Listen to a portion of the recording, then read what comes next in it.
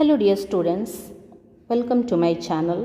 आज की इस वीडियो में हम लोग Bihar board book panorama part second, जो कि क्लास 10th की इंग्लिश बुक है, इसके पोएट्री पार्ट से लास्ट पोएम नंबर 8 पढ़ेंगे, जिसका टाइटल है मार्था और जिसके पोएट है Walter डेलामेर।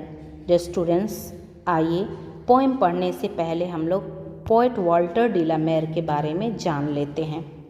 Walter Delamere, 1873 to 1956, a modern poet, was quite different from other poets of his age.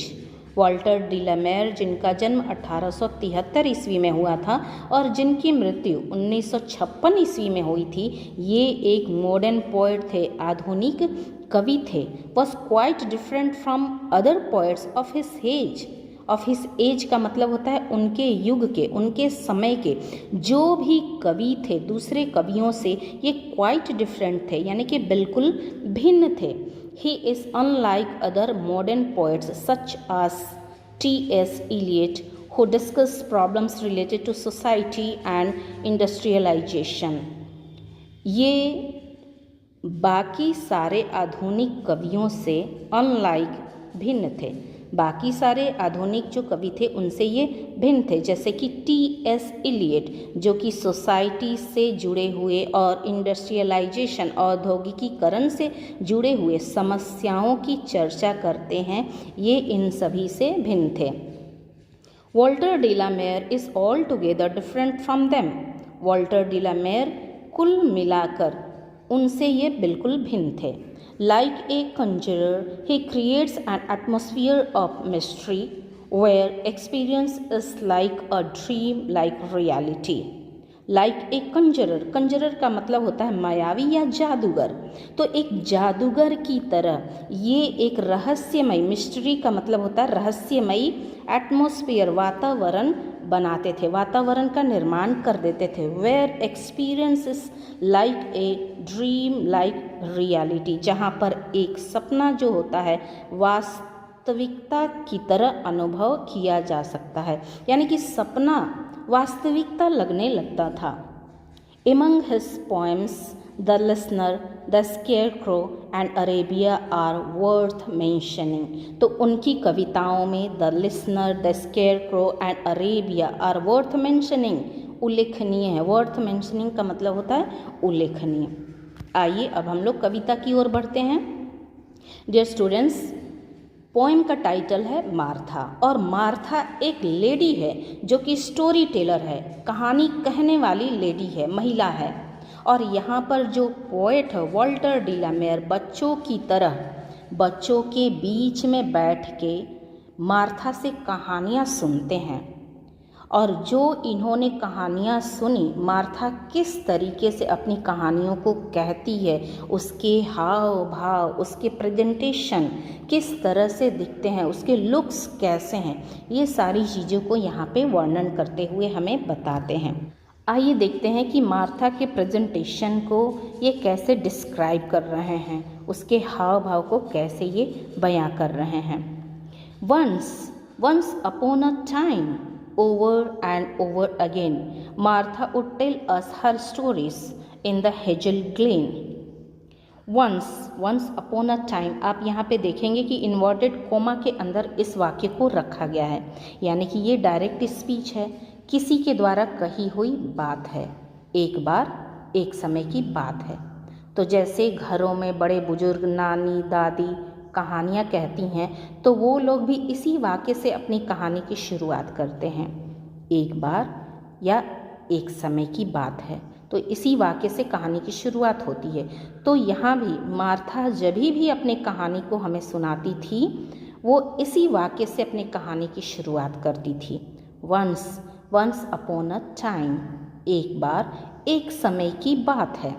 Over and over, कवि कह रहे हैं ओवर एंड ओवर, बार बार। Martha would tell us her stories, Martha अपनी कहानियों को हमसे कहती थी। In the hazel glen, hazel का मतलब होता है हल्के भूरे रंग की, और ग्लेन का मतलब होता है गहरी संकीर्ण घाटी। तो हल्की भूरी और गहरी संकीर्ण घाटी में मार्था अपनी कहानियों को हमें सुनाया करती थी और बार बार वंस अपॉन अ टाइम इसी वाक्य के साथ अपनी कहानी की शुरुआत करती थी। Hers were those clear grey eyes you watch, and the story seems told by their beautifulness, tranquil as dreams. Hers, उसकी, those clear grey eyes, उसकी निश्चल, क्लियर का मतलब होता है साफ, निश्चल, शांत, ग्रे आइज, भूरे रंग की आंखें, यू वॉच, तुमने देखा, तुम देखते हो, एंड द स्टोरी सिम्स, और जो कहानी है वो ऐसा लगती है, ऐसा महसूस होता है, टोल्ड बाई देयर ब्यूटीफुलनेस, कि वो कहानी इसकी सुंदरता को, ब्यूटीफुलनेस, सुंदरता को बयां कर रही है, उसकी सुंदरता को ही बता रही है। ट्रैंकुल आस ड्रीम, बिल्कुल शांत सपने की तरह, बिल्कुल सपने की तरह शांत। ट्रैंकुल का मतलब होता है शांत। तो उसकी जो आंखें हैं जो कि बिल्कुल निर्मल, झील सी, एकदम शांत, साफ और भूरी है, आप देखते हो, ऐसा लगता है कि ये जो कहानी है उसकी सुंदरता को ही बिल्कुल शांत सपने की भांति बयां कर रहे हैं, हमें सुना रहे हैं। She would sit with her two slim hands clasped around her bended knees while we on our elbow lolled and stared at Les. कवि क्या कह रहा है? She would sit with her two slim hand, वो अपने दोनों सुंदर हाथों के सहारे, स्लिम हाथों के सहारे वो बैठती थी। क्लास्प अराउंड हर बेंडेड नीज, और क्लास्प का मतलब यहाँ पे होता है जोर से पकड़ लेना, क्लास्प अराउंड, और जोर से इस तरह से पकड़ लेना, हर बेंडेड नीस, बेंडेड का मतलब होता है मुड़े हुए, और अपने मुड़े हुए घुटनों को चारों तरफ से जोर से पकड़ लेती थी। While we on our elbow lolled, और कवि कह रहे हैं और हम बच्चे अपने एल्बो को, अपनी कोहनियों को टिका कर बैठते हैं और अपनी हथेलियों में अपने चेहरे को रख लेते हैं। एंड स्टेयर एट लेस, और हम बिल्कुल टकटकी लगाकर, स्टेयर का मतलब होता है टकटकी लगाकर देखना, एट लेस, विश्राम की मुद्रा में बैठकर टकटकी लगा के उसको सुनते हैं, उसको देखा करते हैं। यहाँ पे कवि कह रहा है कि जब वो बैठती थी तो अपने दोनों सुंदर हाथों को जमीन पर टिकाकर बैठ जाती थी, फिर अपने घुटनों को मोड़ लेती थी, और घुटनों को मोड़ने के बाद उसे चारों तरफ से अपने हाथों से कस के पकड़ लेती थी, और हम बच्चे अपने कोहनियों को टिका लेते थे अपनी गोद में, और अपने हाथों को बिल्कुल ऐसे चेहरे पर लगा लेते थे, रख लेते थे, विश्राम की मुद्रा में, बिल्कुल एकदम विश्राम की अवस्था में बैठ जाते थे, और उसे ध्यानपूर्वक, स्टेयर का मतलब होता है बिना नज़र हटाए, एकदम उसको ध्यानपूर्वक सुनते थे। Her voice and her narrow chain, her grave small lovely head seemed half the meaning of the words she said.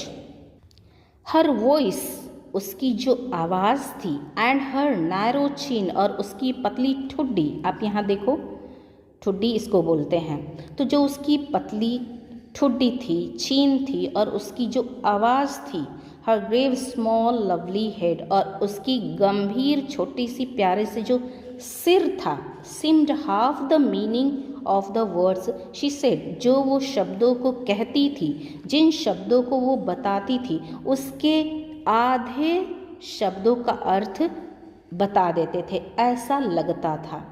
तो उसकी आवाज़ और उसकी पतली सी ठुड्डी और उसका गंभीर छोटा सा प्यारा सा सिर जो था, उसके कहे हुए शब्दों का आधा अर्थ यूं ही बता देता था, ऐसा मालूम होता था। आगे आते हैं। Once upon a time, like a dream you dream in the night, fairies and gnomes stole out in the leaf green light. Once upon a time, एक बार की बात है, जैसे ही मार्था इस वाक्य से अपनी कहानी की शुरुआत करती थी। बिल्कुल सपने की तरह माहौल बन जाता था। लाइक अ ड्रीम, बिल्कुल सपने की तरह। You dream in the night, जैसे कि आप रात को सपने देखते हैं, बिल्कुल उन सपने की तरह माहौल बन जाता था। Fairies and gnomes stole out in the leaf green light, और जो फेरीज होती हैं, जो परियां होती थी, एंड ग्नोम्स, और जो बौने होते हैं, जो विचित्र प्राणी की तरह जाने जाते हैं, जो बहुत छोटे छोटे होते हैं, जिनकी सफ़ेद और नोकीली सी दाढ़ी होती है, उसको हम लोग बोलेंगे ग्नोम्स। स्टोल आउट, वो चुपके से बाहर निकल आते हैं। इन द लीफ ग्रीन लाइट, पत्तों की तरह हरे प्रकाश में ये बाहर निकल आते हैं। तो जब मार्था अपनी कहानी की शुरुआत करती थी, वंस अपॉन अ टाइम, इस वाक्य के साथ अपने कहानी की शुरुआत करती थी, तो बिल्कुल सपनों जैसा माहौल बन जाता था। बिल्कुल वही सपने जो हम लोग रात में देखा करते हैं, और उसी की भांति जो परियां होती हैं, जो बौने होते हैं, जो विचित्र प्राणी होते हैं, काल्पनिक प्राणी होते हैं, वो चुपके से बाहर निकल आते हैं पत्तों की तरह हरे प्रकाश के उजाले में।